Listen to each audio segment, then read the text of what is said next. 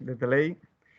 We were solving some problems, technical problems, and well, let me introduce to you David Glowacki.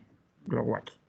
So it's a pleasure to welcome you, David. Thank you very much for coming to the CITIUS, and thank you very much for accepting to our invitation and to visit us and to give us a lecture here. So I am going to just to share some points about your curriculum, because your curriculum is really impressive. It's very extensive and very diverse. So I'm only going to comment on a small part of it, trying precisely to show how diverse and how interesting it is. So David is originally from Milwaukee, close to Chicago.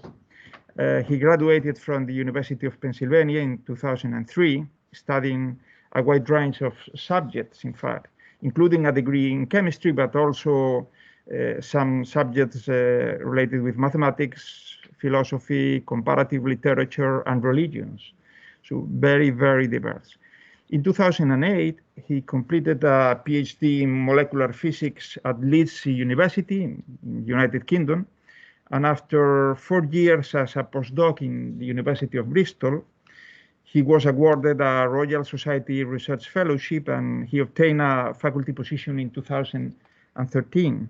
And by the way, at least three of the researchers of this center, this research center, including me, have done research in stays at the University of Bristol. So we have some relation, special relation with that university. David was recently awarded with an ERC grant, and he's also an entrepreneur. In 2013, he founded a company called Interactive Scientific to develop immersive experiences that furnish scientific and educational insight. And you are also a social entrepreneur too. Well, your research and thought are like those of a Renaissance man, but in the 21st century, because your research is involved with non-equilibrium molecular physics, classical and quantum dynamics, computational biochemistry, human-computer interaction, high-performance computing, computer graphics, evolutionary algorithms, machine learning and data science, digital aesthetics, well, and many more. So I think it's almost easier to list the fields you haven't researched yet. Well, at the moment, David is enjoying a sabbatical year between Porto and Braga, or well, in Portugal anyway, close to us. So, and this has allowed you to come here physically. And this is especially appreciated in these times where when we just watch people in 2 dimensions. So thank you very much for coming, and it's a pleasure. And just let me say that I can manage the presentation. Okay. Oh, okay. Do you wanna? So you wanna press the button? Yeah, sure. Or if you prefer to, I think yeah, sure. that's easier. You can do that. So There's the microphone Sure. here. Okay. yeah, the microphone. Okay. All right. Okay. Well, so thank you very much, Senan, for very kind introduction, and yeah, it's good to also visit instead of seeing people on the 2D screen. I think Zoom and video conferencing it makes your brain very tired after time. There's actually a lot of research in neuroscience showing that the effects that Zoom has on your brain over prolonged exposure is very bad. So it's nice to be in person. So today will tell you about 3 different projects that we've been doing during COVID times using cloud computing. And so our lab, like many labs, has been shut down for COVID, but we, as computational scientists, we have tried to carry on work, and using cloud computing, we've been doing 3 different projects that I'll tell you about. And so the first project is using crowdsourcing platforms to solve problems in NMR machine learning. The second thing I'll tell you about is visualizing interactive models using virtual reality and cloud supercomputing. And then the third project I'll tell you about is using the virtual reality framework for some therapeutic applications, which is very new and exciting work. And so I would just like to acknowledge the people that have done a lot of the work that I'll talk about. So this is our laboratory in Bristol, and we have a name. We call ourselves the Intangible Realities Laboratory. And so I'll just briefly give an overview, I guess, of what we're exploring in our research program. And, you know, a lot of what we do starts from thinking about simulating scientific problems on computers. And so scientific simulation has become sort of really prevalent in many different areas of science. And since the 1960s or 70s, we've seen a continual increase in the power of computers, so how fast they are. We've seen increasing accuracy in the simulations that we can run. So the algorithms that we're able to run are better and better, more accurate. And similarly, our ability to visualize the data that is generated from these simulations has gotten better and better as a result of advances in graphics technology. And so there's a certain trajectory in scientific simulation where, you know, now a lot of science takes place by people that are sort of working on consoles like this. And so, you know, a lot of people that work in scientific simulation have, as a result of sitting in this posture for many hours at a time, have some form of lower back pain, right? And so, so it's a good thing that computers have gotten good, but it's also a bad thing because we don't use our bodies maybe as much as we did.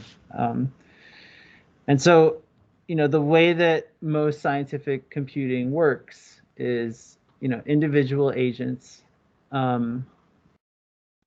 Please, can you share the screen on Zoom? Okay. All right. So, okay. So this is what I was saying, that in scientific simulation, computers have gotten better and better, and to the extent that scientific simulation is an important component of modern science. And in general, the way that computing works is it tends to be individual agents, right, working at computer keyboard consoles who submit batch jobs to remote supercomputers. And I would say that 99% of all computational science works in this way. And so, you know, the projects that I'm going to describe to you over the next 20 minutes, I guess what we're trying to explore is whether this is the best way to approach scientific problems.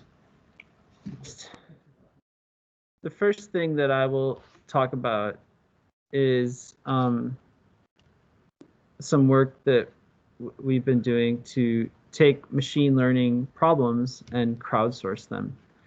And so, as many of you know, you know, machine learning has had this fantastic growth in all fields of science, right? It's okay? Okay, no. No, the presentation is not.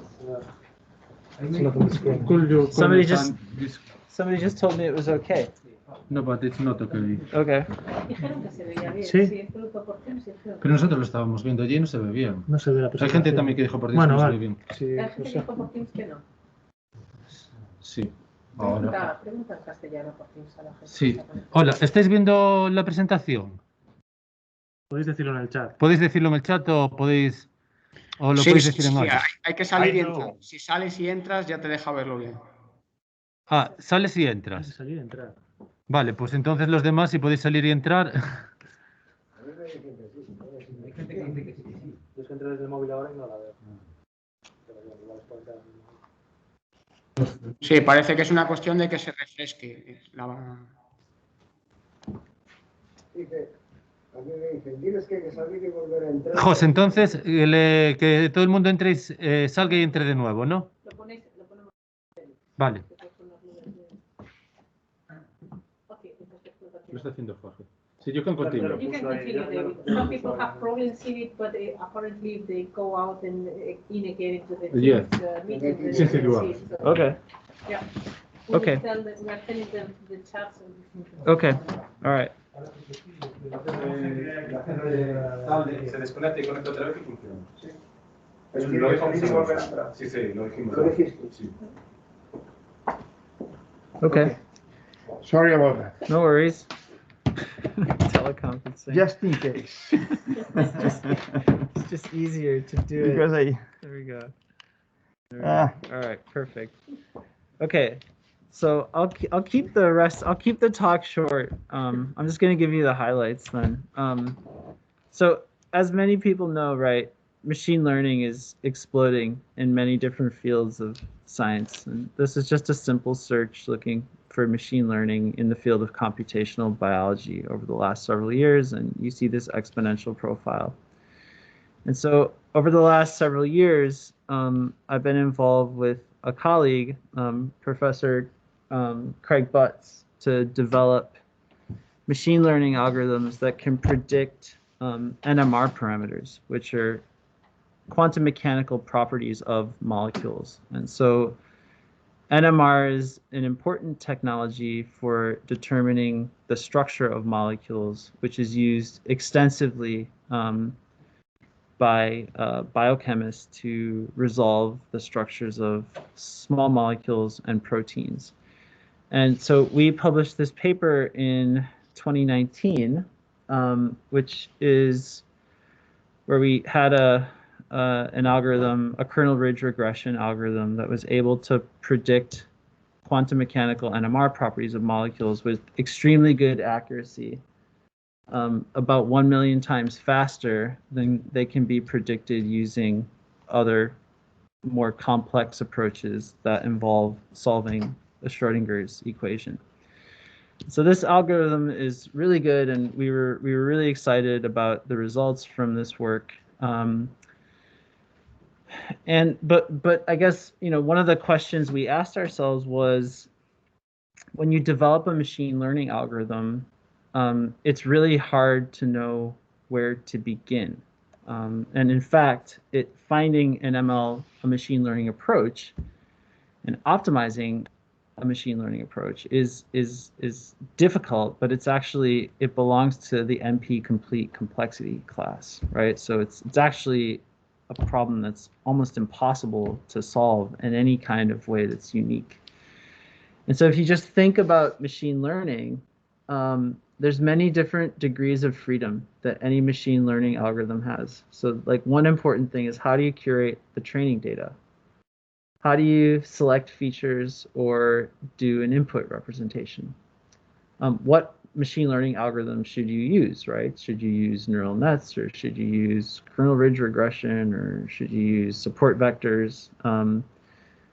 And then once you've established these things, there's a question of like, what hyperparameters should you use? How many hyperparameters, and how should you initialize the search, and how should you undertake the search? And if we just think about the search space for any machine learning algorithm, it's potentially infinite in the way that you curate the training data. The way to do feature selection and input representation is continually growing. the choice of the machine learning algorithm you use is continually growing. And the number of hyperparameters and their corresponding values, this is also potentially infinite as computers get bigger and bigger. And so it's a really hard problem, right? So if you imagine machine learning space, like the entire way of imagining machine learning space, searching for good algorithms, you can imagine some kind of huge hyperdimensional landscape, right? And so what happens when you develop an algorithm is you have a student or postdoc or yourself, and you kind of poke around in some local space that seems good, and maybe if you're lucky you find a slightly better algorithm, and then maybe you have another piece of work and that wasn't so lucky, and so you kind of just stay in the same parameter space you were in and you don't improve things much. And so you kind of have all these little individual agents kind of searching around in this massive parameter space, trying to make progress. And so we got very frustrated with this, and we asked the question, like, instead of having one student or one postdoc who searches for a better machine learning algorithm, what if we what if we cast this as a scientific challenge to all the machine learning geniuses that are across the world? And so what we did was we worked with Kaggle, which is a Google subsidiary, and we set up a machine learning open source data challenge where we had $30,000 in prize money, and we explained the problem to people, and we developed an open source data set, and then we just asked people to develop the best possible machine learning algorithms they could to make predictions of the quantum mechanical properties of molecules in order to make predictions about this NMR technology.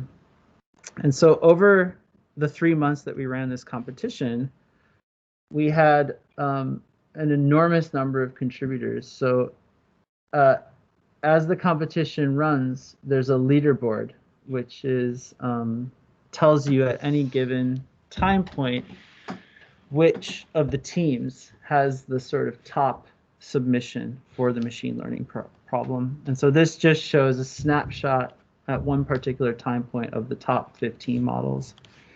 And so over 3 months, the competition ran for 3 months. And in 3 months, for $30,000 and the time of one postdoc for 1 year, we got 47,800 model submissions from 2,700 teams in 84 countries, right?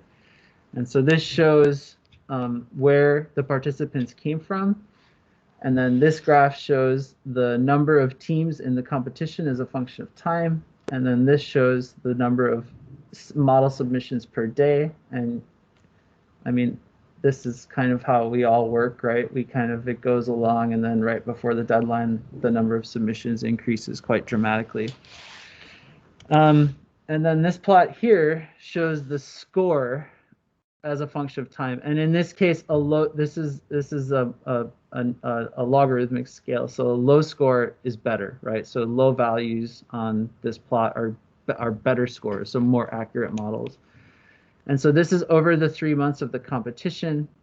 All these red lines show every single submission that was made, and the black line shows the best score at any given time. And so because the number of models tend to, you see there's a density of scores in this region right here, and then there's only very few scores that get very, very high accuracy results. And so the density of the lines is less here, which is why it looks white, but there's a very few sparse lines there. And so what you see is that the score, which I've shown here, follows this sort of bi-exponential plot where there's a very fast increase in the accuracy of the scores and then a more gradual, slower increase in the scores as a function of time. And so I guess we did a lot of analysis on the results and what the different model approaches were. And I guess the point I want to make, because we lost a little bit of time, I'm not going to go through all the details of this plot. but the point is that there was no unique approach for this model, right? So the teams, the 6 top teams. So what we did at the end was we constructed a meta ensemble model where we took all the top model approaches and then we combined them into a model which was a linear combination of all the top models. And these 6 models were the models that made a contribution of more than 2% to the final model. And I've shown you this is when each of these teams submitted their scores. This is the profile for their scores. And so you see at the end, these are some of the top models. And then what we were able to do is we were able to look at the correlation between the different approaches. And we found that one of the approaches, this submission number 12, actually came from a group in the University of Chicago, a group of physicists. And so their approach was significantly uncorrelated with the other 5 approaches. And these other 5 approaches came from people that had effectively little to no chemistry expertise at all. Like they were just machine learning people. They didn't know anything about chemistry. And this table shows the variance in the approaches. And the point I just want to make here is that there's no unique approach, right? Like all these teams got almost identical results in terms of accuracy, which were almost a factor of 10 better than our best approach, which we've been working on for like 5 years. And within 3 months, people from across the world like beat our best scores by a factor of 10, and there's no unique approach, right? And so that's kind of the message I just want to put out here. So there's a lot of interesting analysis and how it happened, and you can read more about it if you want to read this paper, which we've posted to the archive. But I guess the other thing to highlight here is that the other thing that was interesting about the competition, so I guess there's a few lessons, is like, for $30,000 in 3 months, we got results that like were more effective than what we've been able to accomplish over the last 4 years with like probably 3 postdocs and 2 PhDs working on this problem. So I just think that that's like interesting in terms of thinking about how we do science specifically in machine learning, because like there's an open question about like the value of these approaches.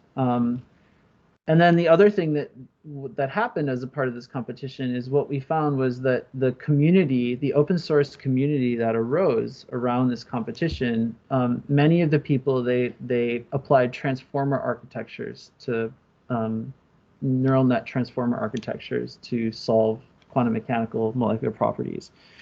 And this is an approach that hasn't been ever applied before in the field of quantum mechanical structural prediction. So the results that were obtained, so much better than our previous results, are a result of applying this brand new kind of machine learning technology to this problem.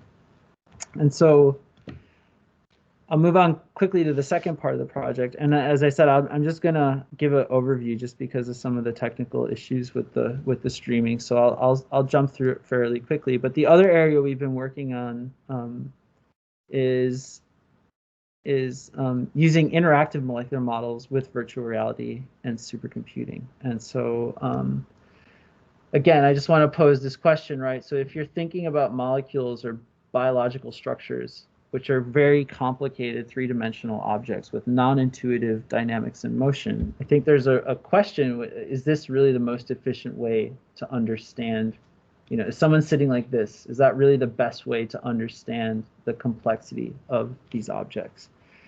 And so, physical models are really good. This is Max Perutz, who won the 1962 Nobel Prize for the first for protein crystallography. And here he is, he has a physical model.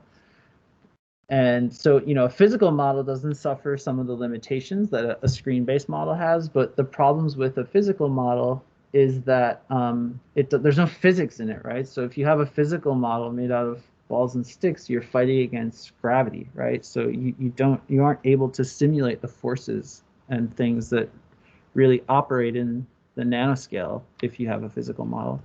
And so the solution that I'll talk about here is virtual reality as a way to solve that problem. And so here's one of the former students in my lab, Mike O'Connor. He has the same molecule that Max Perutz had in the last slide, except now with VR, we're able to simulate the physics of this structure in real time, right?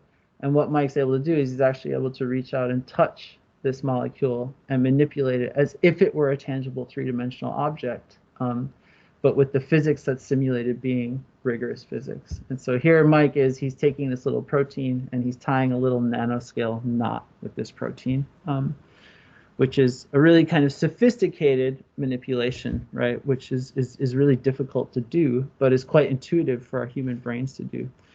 And so we published this a couple of years ago, we described a system where using cloud computing, we're able to run quantum mechanical molecular physics models in real time, right, on cloud-based supercomputers, often with GPUs. And then if you had a sort of VR client at your office or at home, you could dial in your client to the central cloud server. The physics is all streamed real time to the client over the internet, and then when you interact with the molecule, it sends your interactions back and feeds them into the simulation. And then the net result is you can take two people and you can place them into virtual reality together, so they can either be in the same physical space together or they can be distributed over the internet, and then they can interact with these objects as if they were tangible objects. And so here's Mike and Becca, two of the students in my lab, manipulating some Buckminster Fuller molecules together. And so here's just another simple video that shows Mike with a nanotube. This is a carbon nanotube, and he's exploring the dynamics of how the methane molecule passes through the nanotube. And so we published this work, and it got a lot of attention. It seemed to captivate people's imaginations. So it got picked up by like the New York Times, for example, which was cool because it generated a lot of interest in the project. And so, I guess the point is, since we published that first paper in 2018, we published a number of follow-up papers where we've kind of started really interrogating what's the tangible benefit to having a simulation in virtual reality versus on a typical computational workflow, right? So with a screen and with a computer. And I won't go into all the details, but what we've shown is that for doing structural manipulations of molecules, if you do it in VR, when it is a complicated three-dimensional transformation, you get accelerations anywhere from 2 to 10 times faster, right? Just because it's a natively three-dimensional environment. Similarly, if you train neural nets to learn about molecules, right? That's described in this paper. If you want to train neural nets to learn three-dimensional information about molecules, we showed that if you train them with data that's curated in virtual reality, that the learning rate's about 10 times faster compared to standard data gathering approaches. And again, this is just because you're using a native three-dimensional environment to do these things. So it's much faster.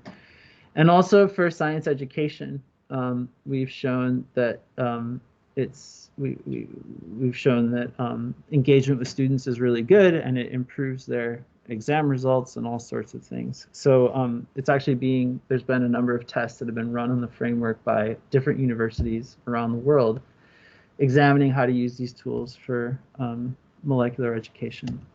And so the framework we've designed to do this is an open source framework. Two main versions. It's called Narupa. There's the interactive molecular dynamics branch, which is where you can interact with real-time simulations. And then there's a builder branch where you can actually build nanoscale objects. And very briefly, I just want to show some cool other work. So this is work in collaboration with one of my colleagues, Rachel Frere, who's an expert in electronic textiles fabrication. She's a sort of electronic textile maker. And we've been working with her to develop a set of gloves that you can actually wear.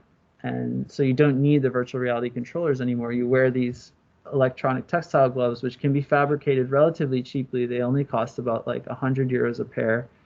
And with these gloves, which we've designed in the lab, you can actually reach out and touch molecules with your hands. You don't need to have it mediated even by a controller. And so this shows me wearing these gloves, and I'm doing the same test here where I reach out to that little molecule and I can grab it by both ends, and then I tie a little knot around it. And again, this is an open source hardware design that we've published, which is available for anybody to look at. I'm not going to go through this because this is a little bit of detail, but briefly, this is some videos from the work that we've done to train neural nets within virtual reality. And the reason I just want to show this video is I just want to show that we can also, when we run this interactive simulations, we actually, in this simulation, we're solving an approximation of the Schrodinger equation in real time, which means we can reconstruct molecules by making and breaking bonds. But I won't go through this in detail. And this is just very quickly shows the molecular builder that lets you construct objects in virtual reality. And so this, I'm just showing Mike here building building a graphene type structure. So that kind of shows you how that works. Here's one of the students in the lab, Becca Walters. What she's doing is she's actually studying, she's studying the drug Tamiflu. And so Tamiflu is actually an anti-flu drug, which has targets a molecule called neuraminidase. And the particular molecule of neuraminidase that she's looking at here is one that was isolated from the 2013 Asian flu epidemics. And what Becca's doing here is she's studying how does this Tamiflu molecule interact with, how does it bind to this neuraminidase molecule, right? And so most drugs have their action by a small molecule interacting with a big molecule. And so what Becca's doing here is, you can think of this as a game of like four-dimensional Tetris, right? So it's, I have a wiggly thing that's three-dimensional, and I need to fit it into a bigger wiggly thing that's three-dimensional. And there's a lot of physics that governs how those interactions happen. And so what she's doing is she's investigating how this Tamiflu molecule interacts with the target neuraminidase protein. And I'm not going to go through this in detail, but I just want to make the point that we also have developed some lets you back out quantitative information. And so we're doing this in collaboration with, molecular physicists, researchers who want to study molecules, and they want to study how, for example, a drug molecule interacts with a protein. If you go into virtual reality and you use your spatial intuition to generate potential binding hypotheses for how these things interact, which I've shown here, we then have algorithms where we can back out the quantitative energy of the interaction. And these sort of plots, these energy plots here, have significant value for people that study molecular physics or are doing drug design. And so, the point here is there are ways to unbias the results that you obtain from these virtual reality simulations, which make them more useful to practicing researchers. And so I'm not going to go through this in too much detail, but we have started applying this stuff to look at COVID molecules. So this specifically is the main protease for the SARS-CoV-2 molecule, which is a drug target in COVID-19. And this video here shows some work that Becca was doing in order to bind. This is the inhibitor molecule that's being investigated by some of the drug companies. And what Becca does in this video is she actually will bind this inhibitor molecule into the main protease. And so she'll take it and she'll slowly navigate it into the active site.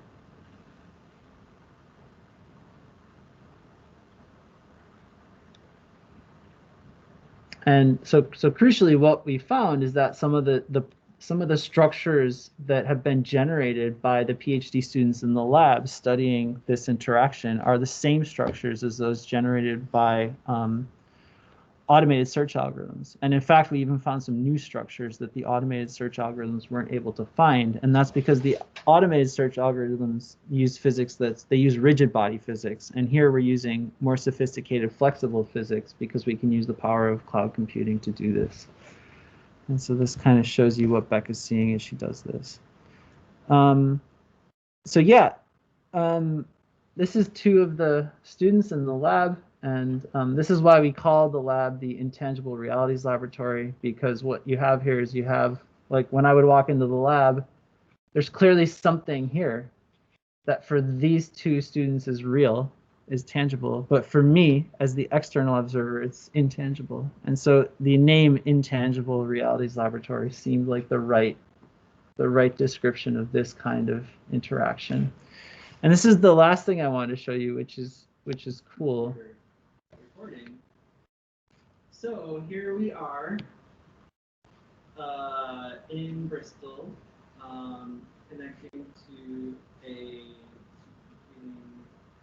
cloud-mounted molecular simulation that's on OCI in Frankfurt. Starting on Zoom, and we're using, all of us have the audio and input and output, so we're using the headphones and the microphones on the headset. And what we're going to do is turn off our Zoom video, and then I will meet all of you guys in virtual reality. So what we're going to do is we are going to go through in turn and all say hello in VR. So hi, I'm Dave, and it's really good to see you guys in here. Hey, I'm Mike, and I'm in Easton. Oh, yeah.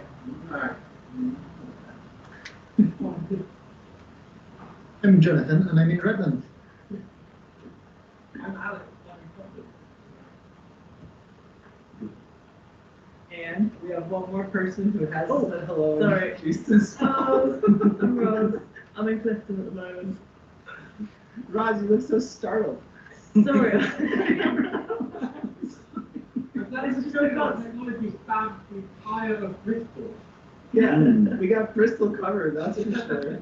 But our simulation is running in Germany, so we have bigger coverage in Europe. So this was the first time we ever went into VR together, distributed at our houses in lockdown, and it was very exciting. And so this video captures a moment in the development of this project that was really important, because everyone had VR at home and we were able to talk to each other through our headsets, because all the headsets have microphone and earphone. And here we are, like in the same virtual space together, able to manipulate this physics object. And it was just a really, really mind-blowing, I think, for me to kind of just see the convergence of like really fast GPUs, really good internet connections, really good human-computer interaction technology, and like what is now possible, and especially relevant, I think, in a COVID type environment. So the final thing I just want to discuss briefly is some therapeutic applications of virtual reality. And this is a collaboration with my friend Robin Carhart-Harris, who heads up the Center for Psychedelic Research at Imperial College in London. He's actually moving to San Francisco pretty soon, so he won't be in London for much longer.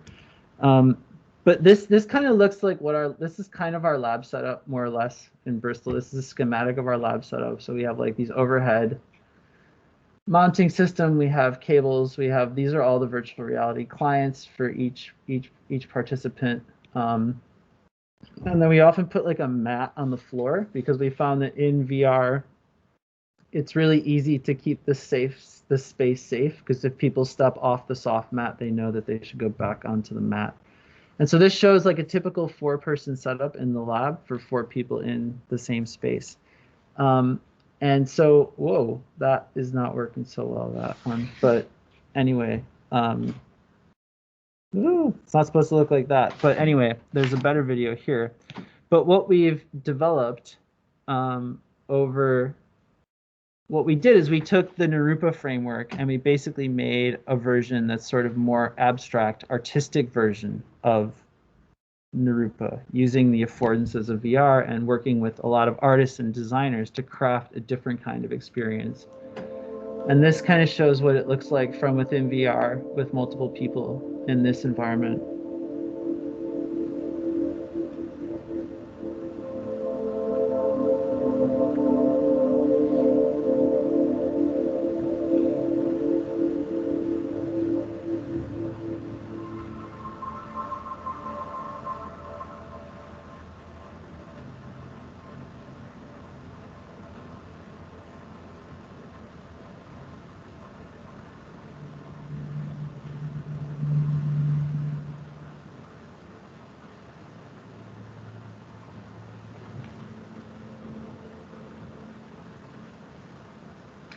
So that just gives you like a minute description of what this other version looks like. I want to emphasize it's the same exact physics and everything. It's still cloud computing. It's like GPU accelerated computation. It's just we just made it look pretty.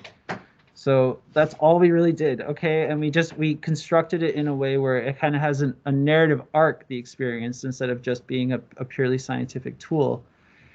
And so so this is a really interesting thing, though. So when you're rendered, so one of the things that happens in isness is we render your body as a sort of intrinsic, like an energetic form, where you have a sort of intrinsic luminosity that emanates from your heart, right? So and so when people see themselves in this form, we started putting people in here over lockdown, right? And people their minds were blown, right? They saw themselves in this form, and then that they were amazed by that. But then they started seeing other people in this form, and they were amazed by that. And then what they realized they could do is, if they were logging in from all over the world using cloud computing in this virtual space, there's this like new kind of experience that we designed, which is where when I'm not in the same space with you, I can actually coalesce my body with the other people in the space, right? Because there's no physical boundary. I'm not in the same space anymore. So in a virtual space, I can actually overlap my body with your body. Yeah. And the graphics work in a way so that the luminosity of the render is proportional to the overlap between the energetic forms, actually, just using the same tricks we use in molecular orbital theory or something. That was really the idea, right? It was like let's look at the overlap integral, and then the luminosity is increased. And so what we found is, like, when people undertake this coalescence, they have this deep emotional response, right, in this environment, which was completely unexpected for me, right? Completely unexpected. And I've since started communicating with Professor Mel Slater, who's one of the VR pioneers in Barcelona. He's just retired now.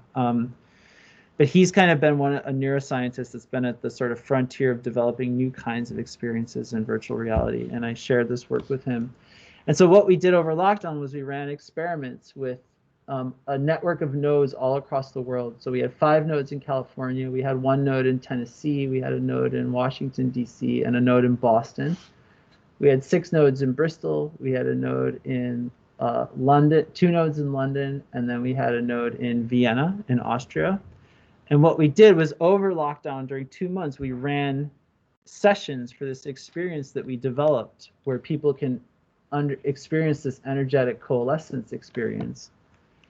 And we ran like 120 people through the experience, located all over the world. So this is one of the sessions. So this is people from all over the world during just one particular session. So each session had 4 participants, and then had 1 person who would like guide the experience, like facilitate the experience, like the therapist. And so this shows 4 people across the world at 4 different times, all in the same space. And then what we did was, after people came out of this experience, I mean, this is the super crazy part, okay? So it was clear that people were having an emotional response from this experience. And we didn't know how to measure this because our background's like computer science and physics. So I started talking to Robin, who's at the Center for Psychedelic Research, and showing him what people were saying about these results. And he said, you know, that's really interesting, because I'm doing studies administering psychedelic drugs to people in a clinical setting. So he's mostly treating people that have problems with addiction and depression and anxiety. And he said the things people are saying about this experience they're having in virtual reality look really similar to what people say when they go through my laboratory setup for my clinical experiments. So what he did is he said, well, why don't you measure people's response using the same psychometrics that we use for our studies? So what we did is we gave people this questionnaire, which is called the MEQ30, which is used extensively within psychedelic research. And so it's been applied to nearly 1,000 people over the last 6 years, this research. And so what this plot shows is it shows all the different experiments across the world that have used this MEQ30. And the way this MEQ30 works is there's 4 categories of questions, I, M, P, T. I won't go into those now. But basically, a high score is like a very strong, what the results have shown is that a high score generally correlates to very strong doses of psychedelic drugs, and a low score corresponds to low doses of psychedelic drugs. And so what you see is that, there's 3 studies here that are very high dose, and they're in this red band. And then there's these like about 10 studies here. These are placebo studies, so they're very low on the scale. And then you have sort of a low dose of psychedelics, and then the green shows moderate doses of psychedelics. And so when we plotted all this data, we then looked at where our results sit. And this is the 2 different experiments that we ran with about 200 people over the last 6 months. And it's just like completely crazy. I mean, we were like statistically indistinguishable from moderate to high doses of psychedelic drugs, right? But without the risk that's associated with these drugs. And so I've gotten very excited about this because what psychiatrists in Maryland and Johns Hopkins University have shown is that actually it's the response to this psychometric questionnaire that's associated with the therapeutic benefit. So it's actually not the drug itself, but it's the kind of experience that it enables. And so we're excited because what it looks like is isness, which is this experience we designed, actually has effects that might enable therapeutic outcomes for people. And so, this is another question that we ask people. Right now, a lot of people are feeling very disconnected from and alienated in COVID because, they can't meet up with their friends or they can't see their family. And so one of the other things we asked people before they did isness, before and after, we said, how do you feel in relation to the rest of the people in the group? And so pre-experience, most people circled this. They actually would just indicate which of these was the one. So the mean over about 200 people was this. And then after they experienced isness, we said, how do you feel in relation to the group? And most people circled this, right? And so, this is a very simple scale, but it's used all across the psychiatry literature. It's called the inclusion of self and community scale. And what's exciting about this is that it shows that this virtual experience is giving people a sense of connectedness in a time that's very difficult for a lot of people psychologically. So I'll wrap up there. And I guess I just want to make this point that, like, even with COVID-19 pandemic, I think new computational technologies and cloud computing in particular are creating some fascinating opportunities for digital research. And so as Sana mentioned, I have this ERC grant, which will start in June, where we're really looking to kind of just, carry on developing a lot of this stuff. And the idea is to make a distributed app that can actually help us to crowdsource real scientific problems and make these experiences widely available to people across the world, kind of using a lot of what I've already showed in this talk. So thank you very much. Thank you.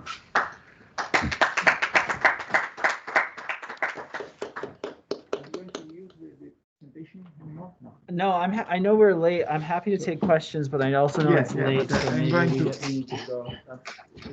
Either way is fine for me.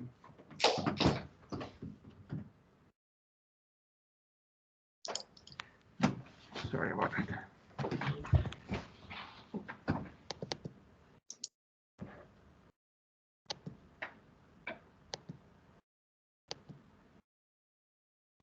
Okay. So questions?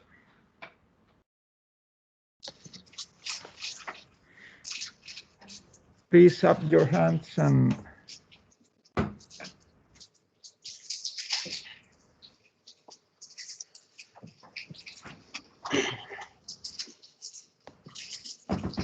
any questions, guys? Yeah, there is one. Mahmoud, please go ahead. Yes, thank you, Sinem, for hosting this interesting talk, and thank you for your guest. Just one minor question about if you can share the presentation as well, as it contains some interesting links that we can explore later after this talk. Yeah, that's fine with me. I think, yeah, Sunan, you have the, yeah, that's fine. Wait, is this recorded? Was this recorded, this? Yes, so. This should be recorded, yes. But anyway, Yeah. if you don't mind, we can share the No, that's the totally presentation. fine. Yeah, Yeah, sure. I'm happy to share the presentation. No problem. Thank you very much. Thank you. Yeah. Anyone from the the audience? Emilio. Maybe just two short questions. Okay. One regarding the last project, this is virtual reality project. So you compare the results of your experiments with taking psychedelic drugs, those or high doses. And probably those experiments you compare with were done before lockdown. So what could be the influence of doing experiments during lockdown, during COVID?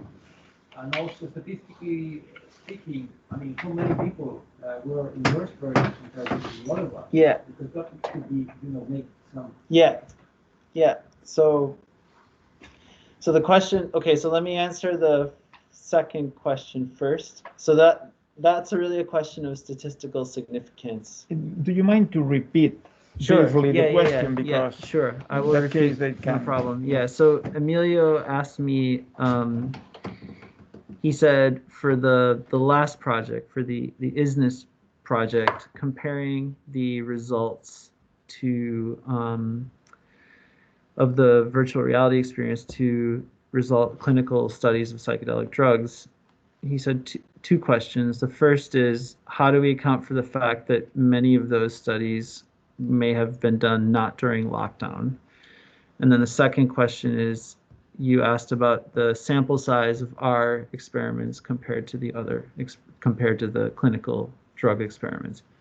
And so let me answer the second question first. So what you're really asking about for the second question is about the statistical significance of our results. And so the first thing to say is that the sample sizes we used we did two different studies, and each study had like 64 participants. And that sample size is actually much larger than is typically used for psychedelic drugs because the risks are so great for psychedelic drugs. Every time you do a clinical study, you need two therapists to look after one person.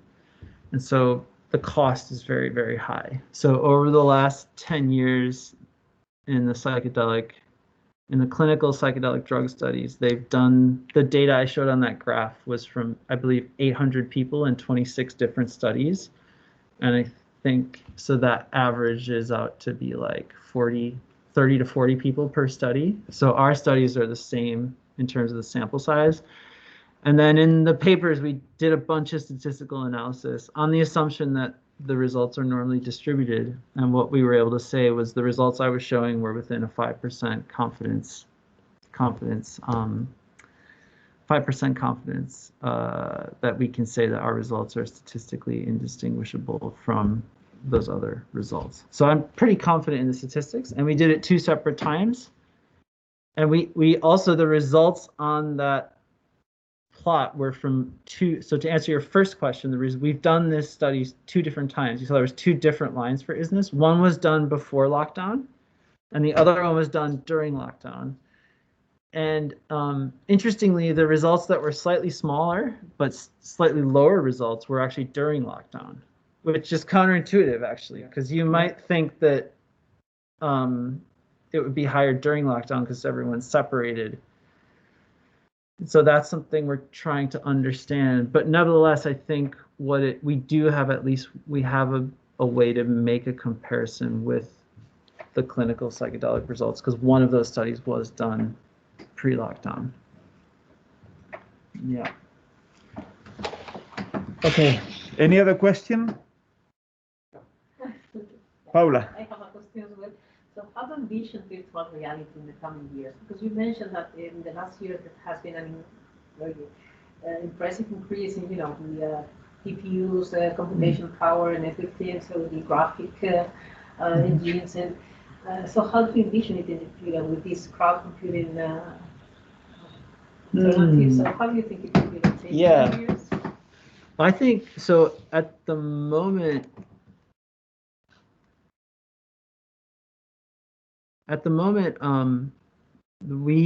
our favorite setup is something called the Valve Index. So this is made by the video game company Valve, and that's our favorite VR setup. I think in terms of like performance, cost, robustness, that's our favorite one.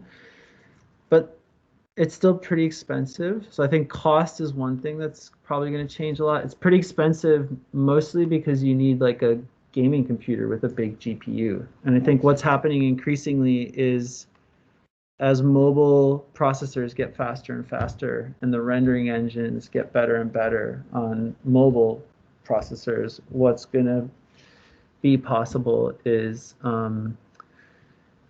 effectively you're not going to need a big GPU with an HDMI cable that goes to your headset. And that's already with the Oculus technology. I think it's already getting better. So we've just been testing out the Quest 2, which is Facebook's latest VR headset. And that's like 300 euros and it doesn't need a computer and it's standalone and it does really good tracking for the hands. And it's pretty good. It's still not as good as the stuff that has a big graphics card. But I think it's gotten better and better. It's at a price point which is like cheaper than an iPhone. And so I think technologies like that are definitely going to become more and more ubiquitous. Also, Apple's doing all kinds of crazy stuff. If anyone has an iPhone, you see there's those other 3 sensors on there, and everyone knows that has something to do with their new like 3D imaging and AR thing, but Apple's really secretive and they don't really talk about anything. But something is definitely in the pipeline in terms of what iPhones will be able to do in this space.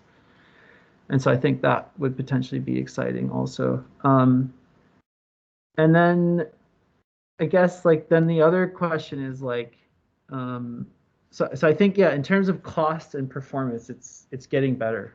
I think the other question is the psychology of it though. And that's the area where I'm not sure how that will play out. And my biggest worry there is that if you look at VR right now, who uses it, my biggest concern is that it's primarily males, white males aged 18 to 26 who play a lot of video games. And so I think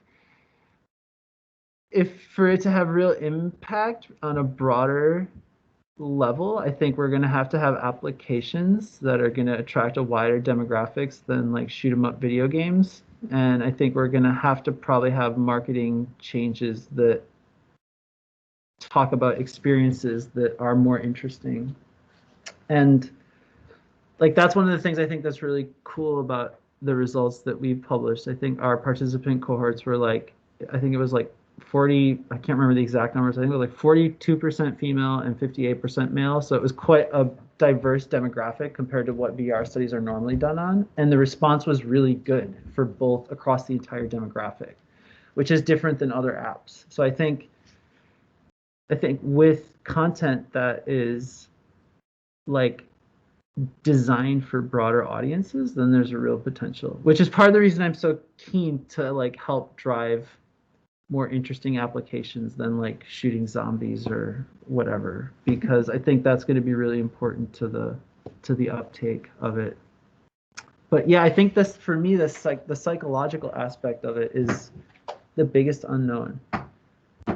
I think that's the thing that like that could go either way, right? And I hope it goes a good way, because then I think I like VR and it's a good technology and it would be great, but it's hard to say, right? It's out of my control a little bit. Right? So, Felix, you have a question? I have a question about the level competition that Mm. you presented at the beginning of the presentation. In the bottom of one of the slides where you compare the different approaches, it appears the number of parameters of the models. There were a lot. There were yeah. all of them deep learning models. So, or Yeah. there were another approximation to which could compete with deep learning models. Well, I mean, the approximation that can compete with those models is the Schrodinger equation. I mean, so the Schrodinger, so I mean, Antonio and Salo and Emilio can talk to you about the approaches that are used normally, things like density functional theory or semi-empirical theories. And these are models that have some parameters, but they have like, 50 parameters instead of 300,000 parameters. And so I think this is a general thing for machine learning. It's like the simpler the model, the simpler the equation, the fewer parameters, but also like the broader the fluctuation and error. And I think like in machine learning, it's clear that you can do a really good job predicting things with models that have a huge number of parameters, but those models are very brittle.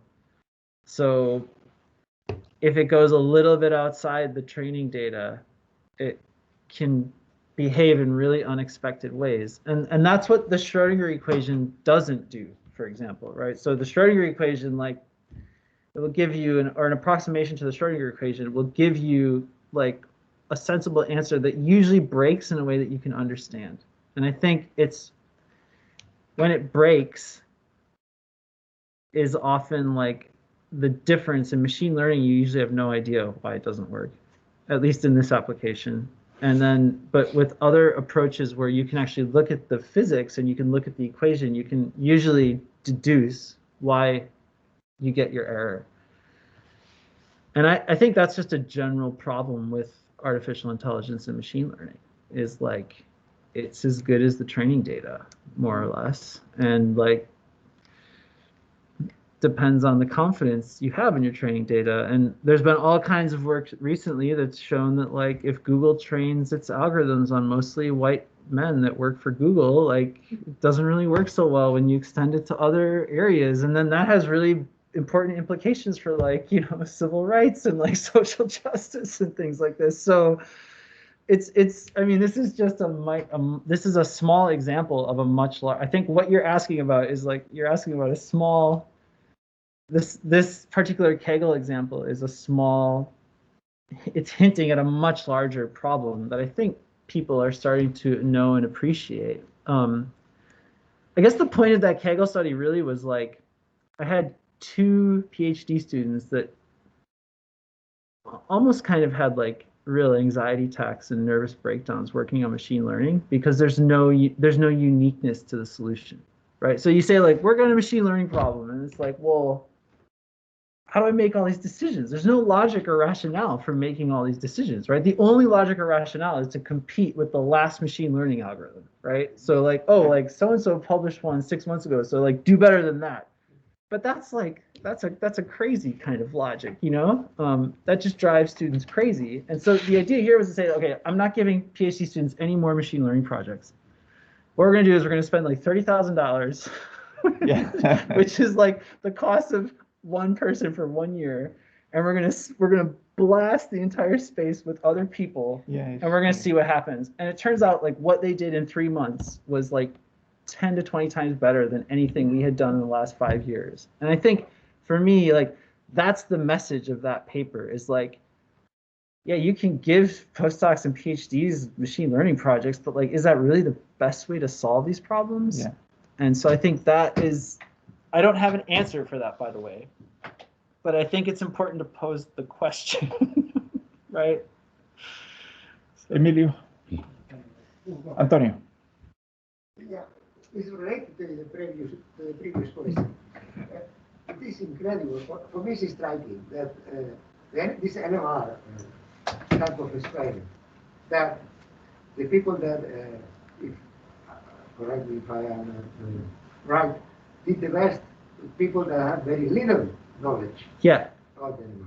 But that's one thing that it probably breaks everything we know about this, because we thought this is what is called chemical intuition. No, everybody says, well, this is bad because it doesn't take into account chemical intuition. But it seems from this very, very nice results that you don't need this chemical intuition. Actually, probably the results that are on this very, how do we say, dense number of points is by people that use the chemical intuition. And the ones that did probably much better are those that really, they start from completely different original approach and with no knowledge at all or very little knowledge of NMR. Yeah.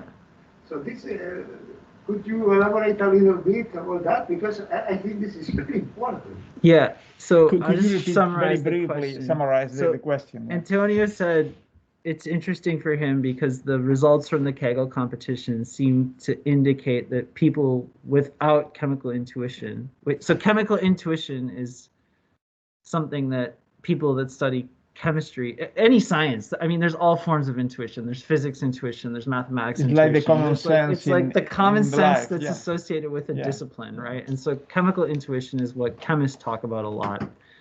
And, you know, the idea that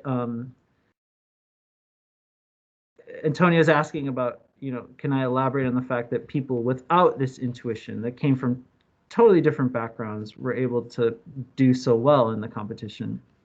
And so, I mean, for me, if you like, that's one of the most striking outcomes here. There's a few outcomes of that work. Like first is like, there's no unique solution.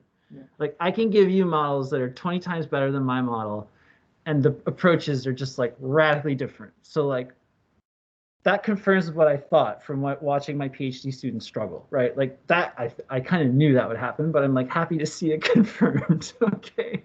I think the other major thing is that, yeah, people with no background at all, who only know about machine learning, were able to produce these results. So 2 of the top 5 teams were people with no chemistry expertise on their team at all.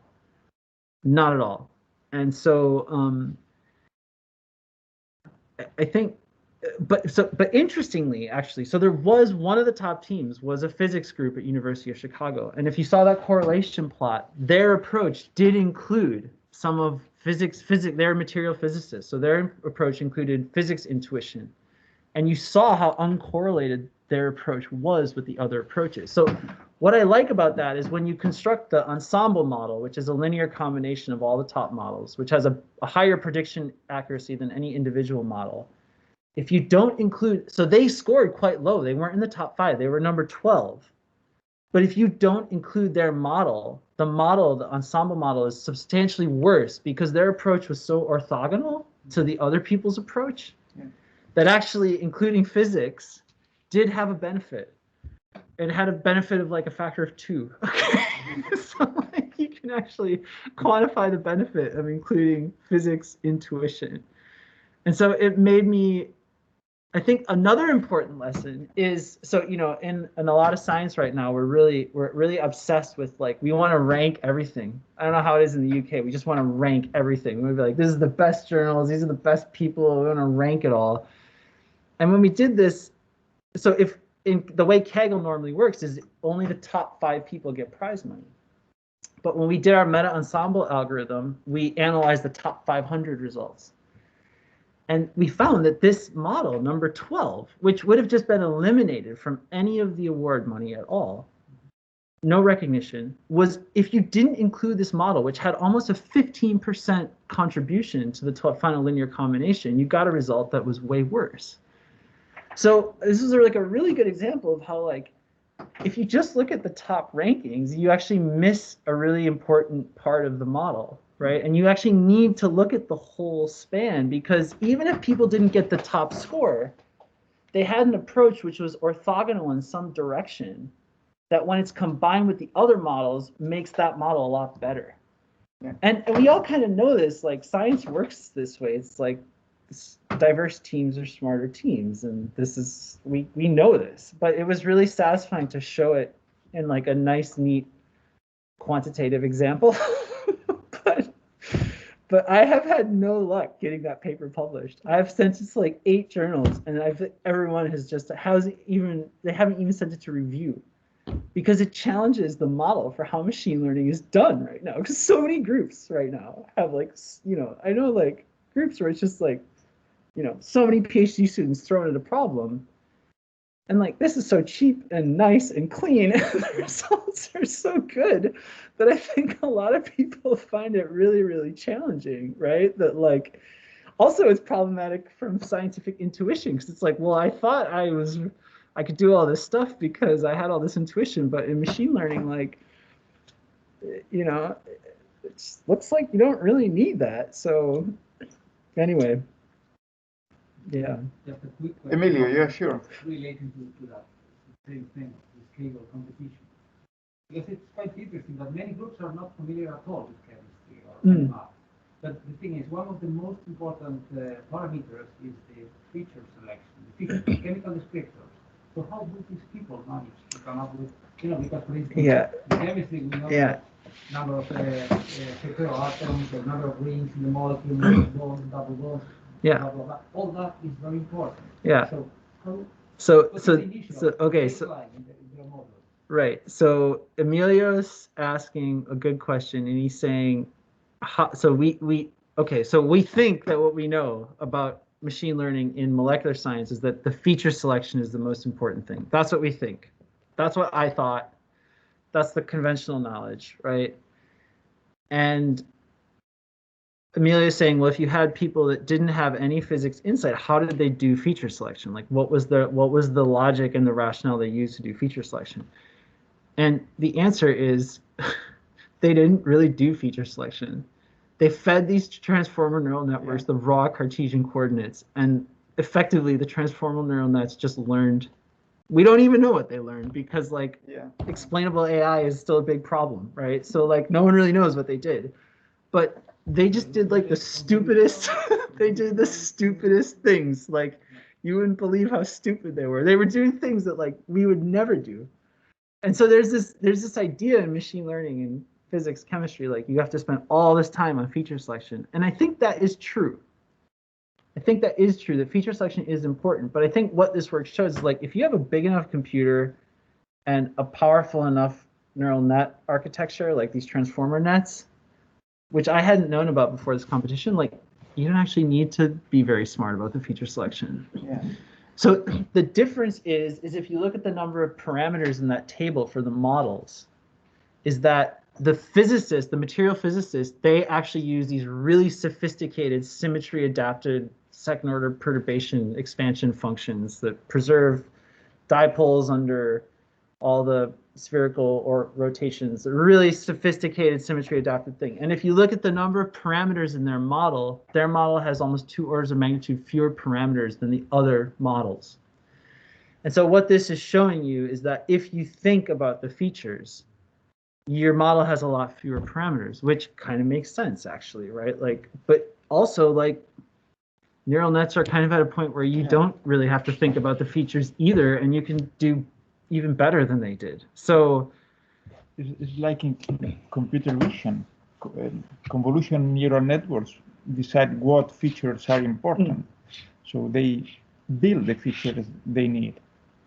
And it's a very different approach than the previous approaches previously to the convolutional neural network. So you just put all the data and the neural network decides what is relevant and in which way is relevant to solve the problems. Yeah. But yeah, I think, that was really, it was quite instructive for me to see that also, that like, if you go to a conference and everyone talks about features, and actually like, no, like, you don't really need to do that. But I think scientists they think they need to do that. So they'll still carry on talking about that for a very long time because like that's what they are really good at, right? So like, of course they're going to talk about, oh, you need to know about the hybridization and the bond pattern and the bond order and the homo-lumo gap and all these words that nobody knows, which is like them preserving their area. But actually, like, you don't need to know any of that stuff. One question about this challenge, because the cost of the challenge, the cost of the prize is 30,000 euros. Dollars. Or dollars. Yeah. Even less. Yeah. But the real cost, I mean. Because it's a big effort to design and to deal with these kind of challenges. So yeah, the real cost was 2 years of one postdoc to generate the data set, design the competition. So because when you run a Kaggle competition, you don't reveal all of your testing data. You only reveal a portion of your testing data. So you hold some back at the end so that people can't overfit their solution. So you need to think a little bit when you design the competition, like what data do I give to the competitors and what data do I hold back so that at the end they do the final testing. Because if you give them all the training data and test data, then everyone will get a perfect answer because they'll overfit their model. So you hold some back. So you need to think about like what data to use. But I think like machine learning has created a situation where the real bottleneck now isn't really the algorithm, it's the data curation. Like that's the thing that really matters. Yeah, and so the data curation was the thing that took most of the time. Yeah. And it's the most critical, Yeah, and I would say that was about 2 years of a postdoc plus $30,000. But the thing is, like, he would have just generated like one algorithm at the end of his postdoc, right?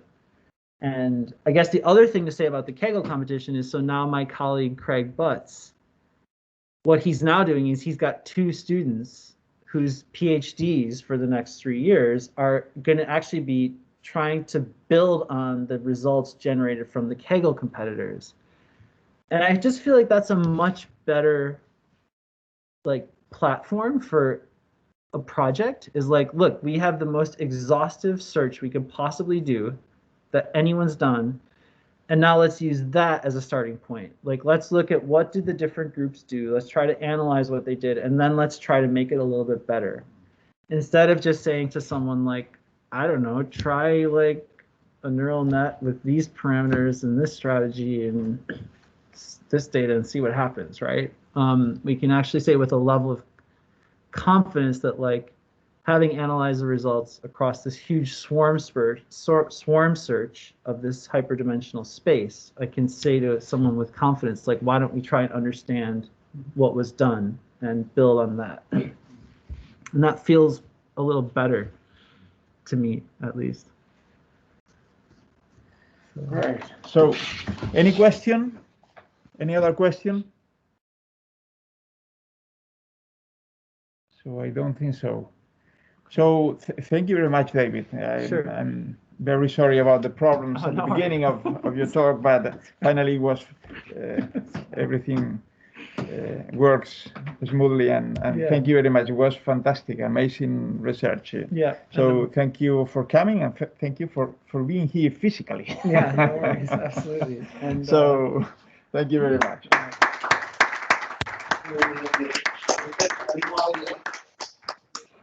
Okay, bye. See you.